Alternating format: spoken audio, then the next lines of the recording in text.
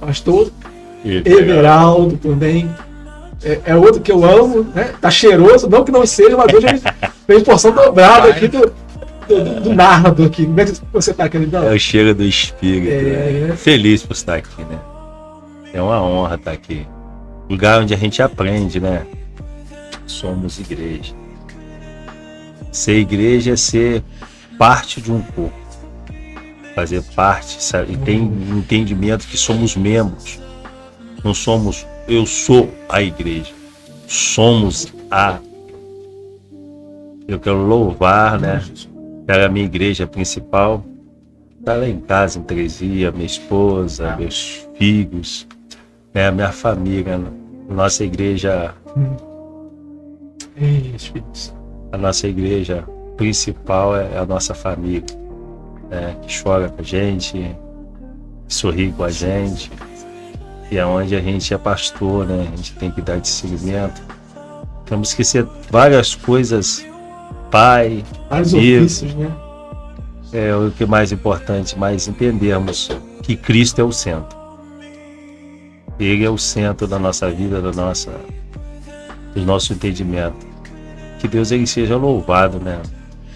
Pela minha família, porque somos transformados por Cristo. Quando querer ser igreja e não querer ser transformado, você vai ser um templo, você vai ser uma sinagoga, mas igreja não vai ser. A igreja, ela nasceu naquela cruz do Calvário. Até então, antes da cruz, tinha templos de adoração.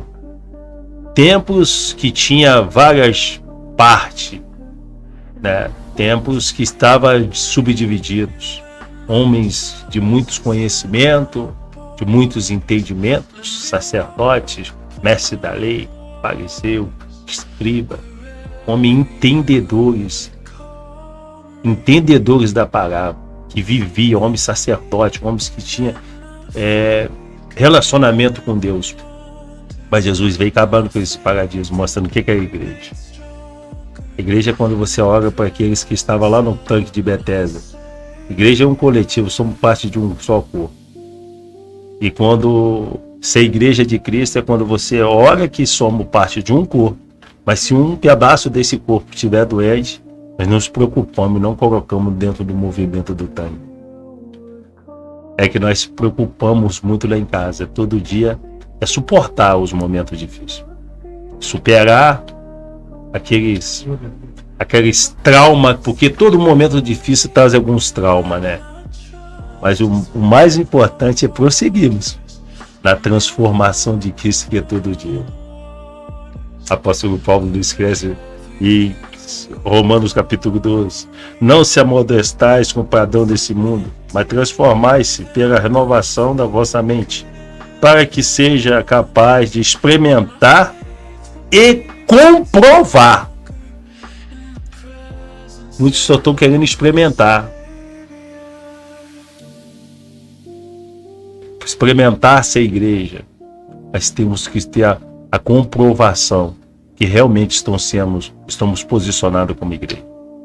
Com o olhar da igreja, toda poderosa, que é aquele Jesus que nos fez igreja, por um amor e para uma missão, pastor. Essa é a união aqui. Essa união que não une só pastores, homens, pais, mas une família, une pessoas, une conhecimento, une experiência. É isso que vai fazer crescer o sentido da cruz do Calvário. Que ainda é tempo da igreja crescer, se fortalecer. O mais importante é essa noite, Deus ele tem algo extraordinário sobre a nossa vida. Cheio, você tá Glória a Jesus. A irmã também tateando nos bastidores aqui também, nos auxiliando aqui, trabalhando aqui juntamente conosco. Como é que você tá, irmã? A Tina gravou 2 comigo, né? 2, né? O terceiro. O que está acontecendo aqui, né? Eu sempre digo, é 2 horas de conteúdo, mais dias de trabalho. E envolve várias realidades, né? Pelo menos é só aqui 4 realidades para que isso aconteça. E assim, então honra isso. Se você puder deixar o seu like, compartilhe esse canal que o Senhor vai falar. O intuito do nosso coração nesse dia, por que eu falo dia? Porque o Eterno não é Deus de noite, né? Onde ele chega, as trevas mete o pé.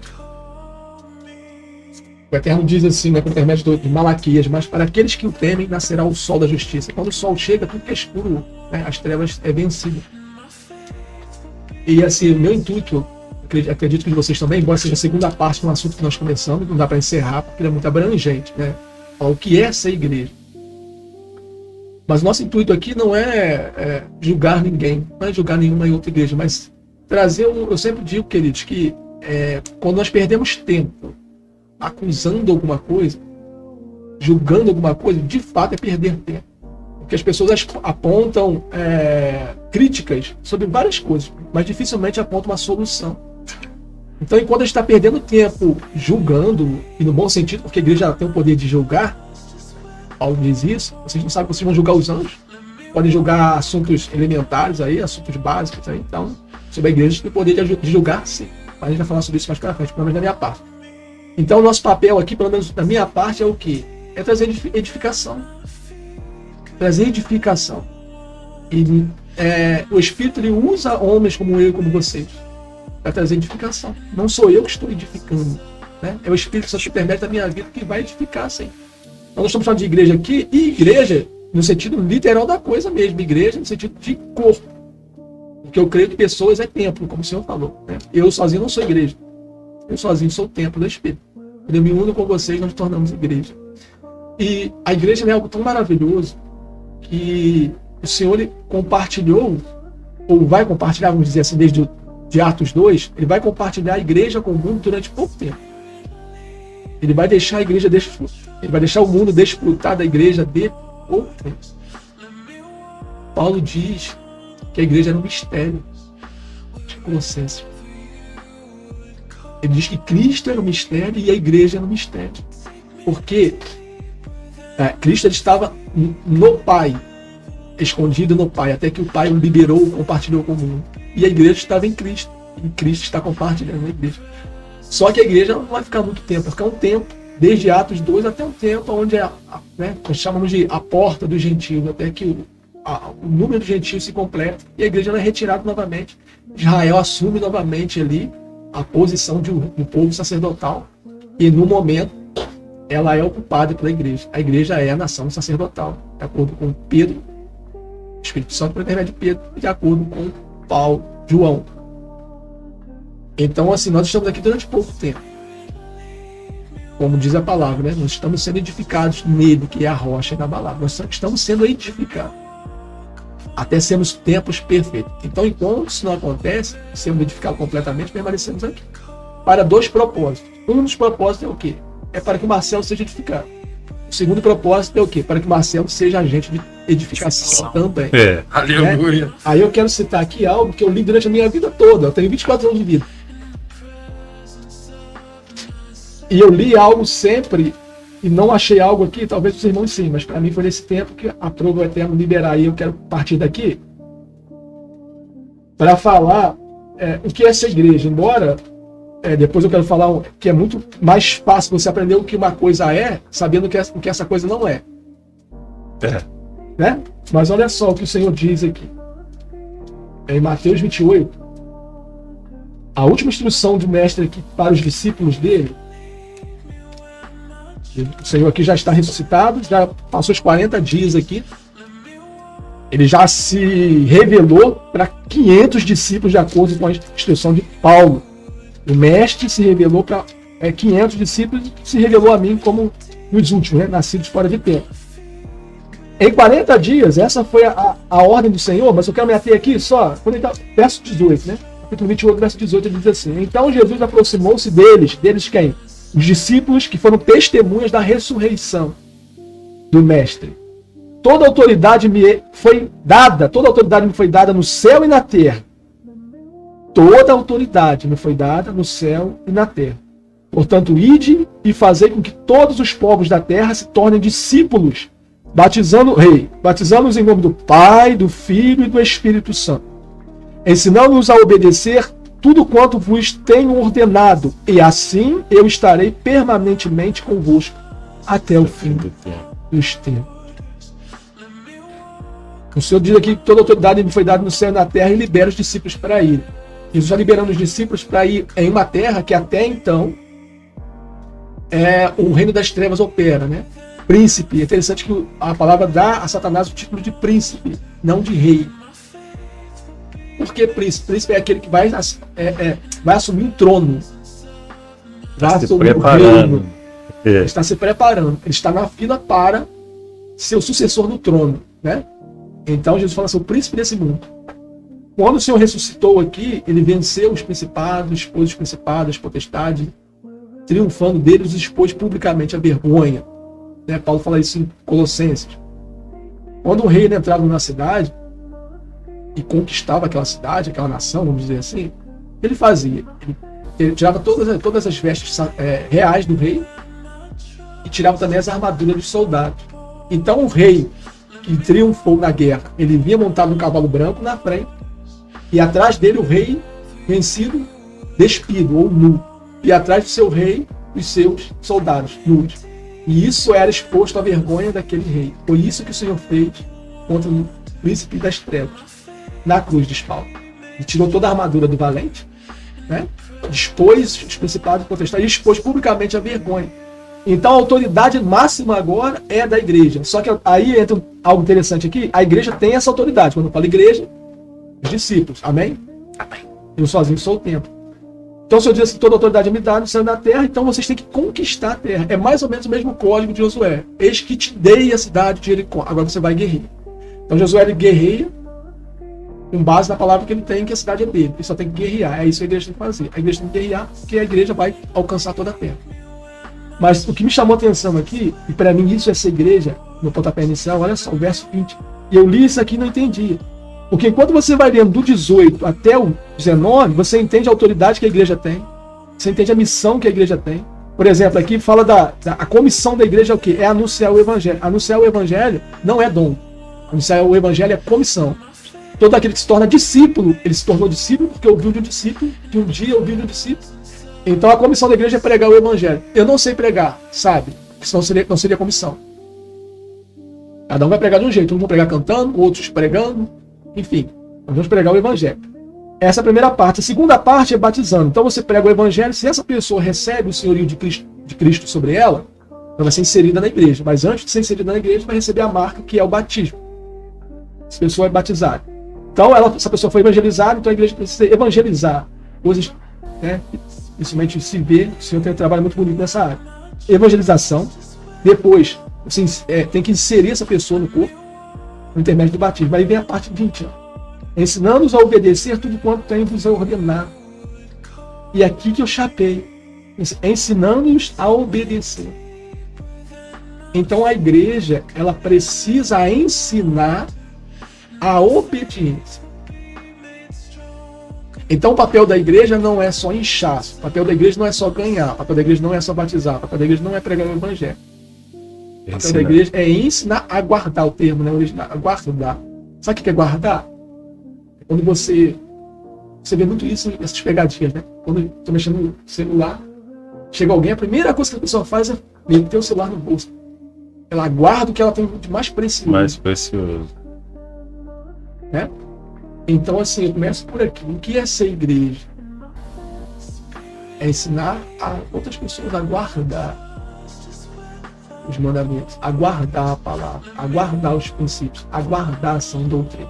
Eu aprendi de alguém que aprendeu também a guardar, passou para mim. Então, nesse dia nós estamos aqui, porque nós aprendemos de outros. E vamos passar para que outros aprendam também a guardar a palavra. Então, o que é ser igreja? É ensinar outros a guardar. Não é pregar no culto. Não é pregar, é ensinar a guardar. Amém? Quem quer começar aí? A agulha aí. Ensinar é o que Jesus mais fez quando ele começou. Cristo, ele veio como o Deus Todo-Poderoso, o Verbo se fez carne, habitou no meio de nós, mas ele não pulou nenhum processo. Ele aprendeu a ser humano. Olha só, um Deus que desceu do céu para aprender a ser como nós, sentir as mesmas concupiscências, as nossas fraquezas, com as nossas limitações. Com 12 anos, Jesus no templo,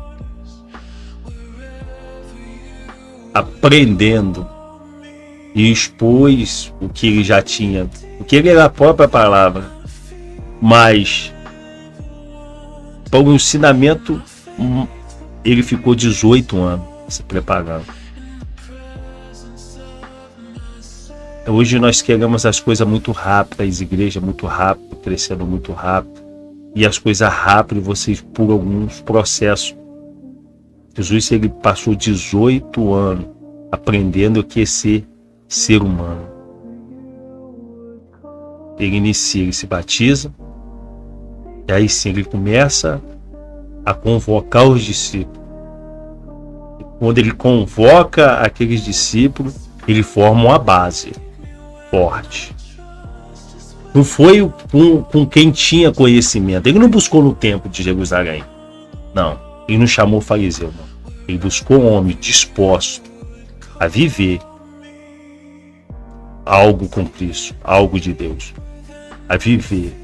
Muitos achavam que Jesus era um revolucionário. Judas entrou no ministério porque Jesus é um revolucionário, ele vai quebrar tudo em Roma, vai chegar, e não, chegou o cara, entendeu? E Jesus veio para ensinar que a justiça dele é amor. Ele veio ensinar que Deus é fogo consumidor, mas sim, a justiça dele é misericórdia e amor. Ele veio mostrar para a humanidade o que é ser o ser Deus, que é o ser do amor, da misericórdia, mas da justiça. Jesus vem ensinar. Ele chama aqueles 12 homens que não entendiam nada, mas homens que estavam comprometidos no que eles tinham na mão. Eles eram pescadores. E, na época, um dos melhores pescadores que tinha. Jesus não pegou também qualquer um. Ele pegou as habilidades de cada um, o temperamento de cada um, e formou a sua equipe.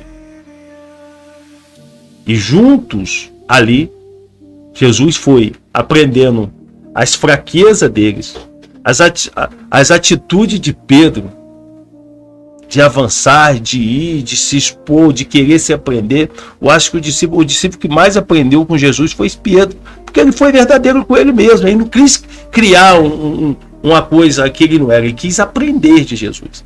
E infelizmente, o momento que a gente mais aprende é quando mais nós erra. Os erros nos impulsionam a nos aprender mais, a nos corrigir, a nos pararmos e falar, vamos reavaliar. Aí traz o espírito de humildade. Opa, aonde eu estou errando?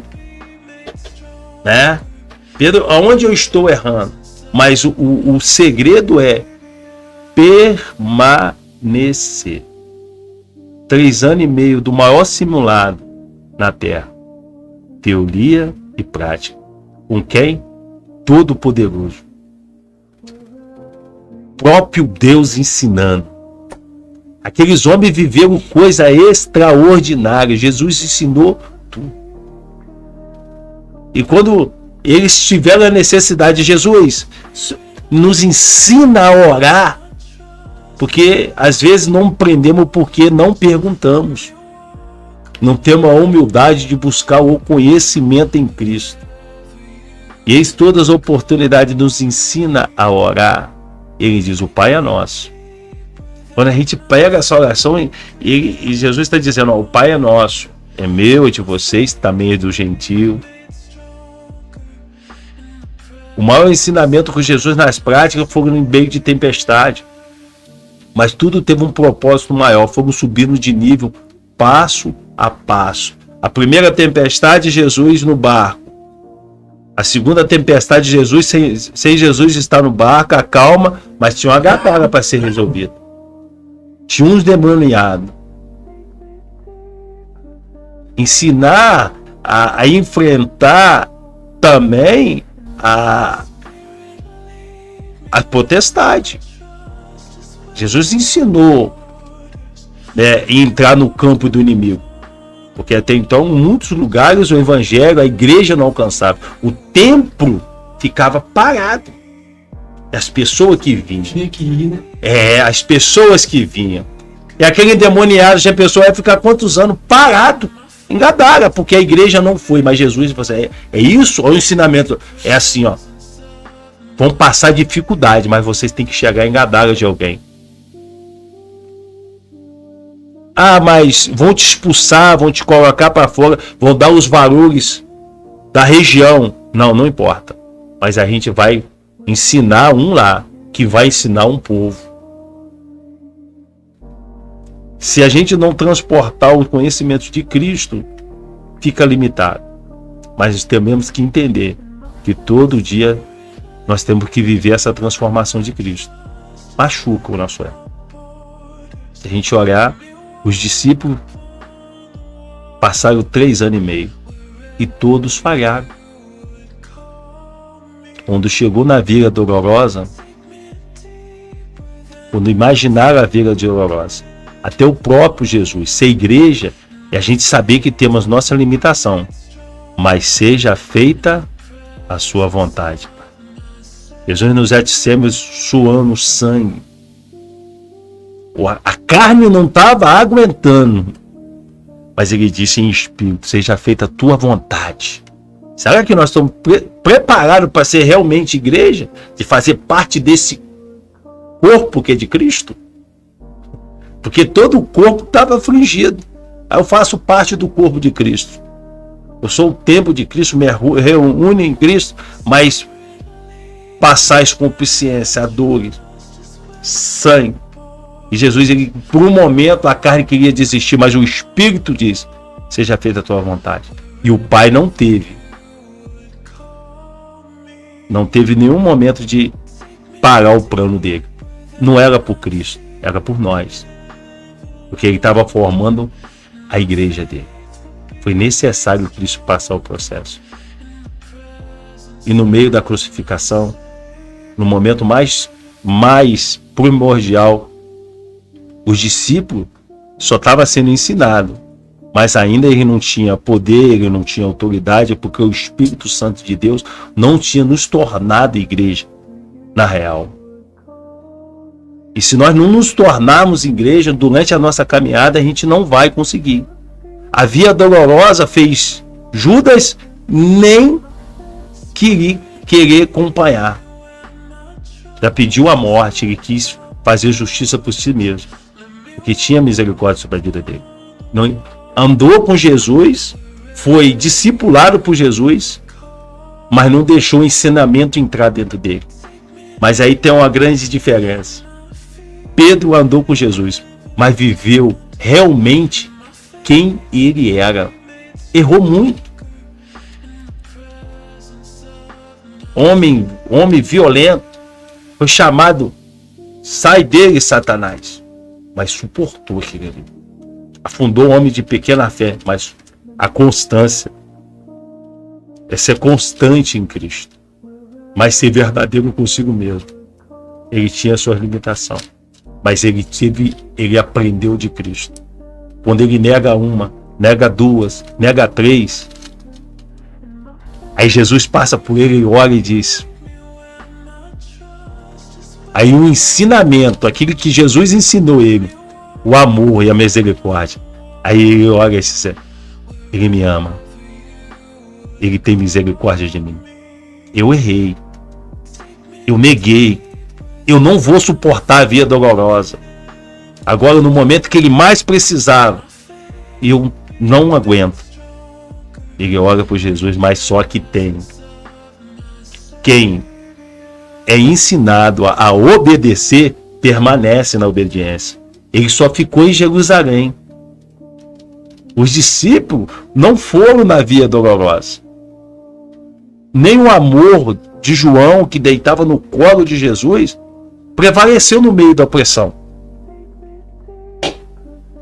Tiago, ninguém.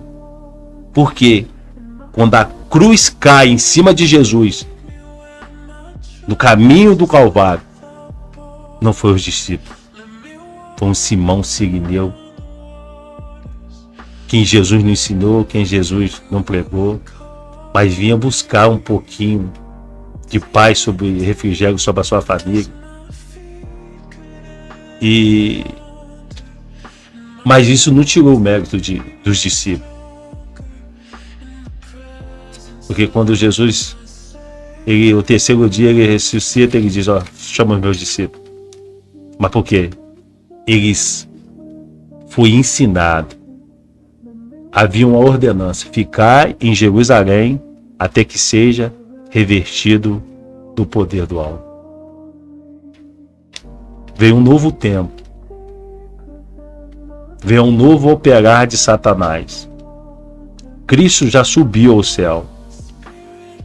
E será que nós, como igreja, iremos suportar a via dolorosa? Aí a pergunta que eu deixo no ar para todos. O ensinamento de Cristo nos faz suportar. Não adianta estarmos cheios do Espírito, cheio de dom, mas não guardar os ensinamentos. Que no mundo terás aflição, tenha bom ânimo. Todo dia vou ser jogado à morte pelo meu nome. Não é por nós, por ele.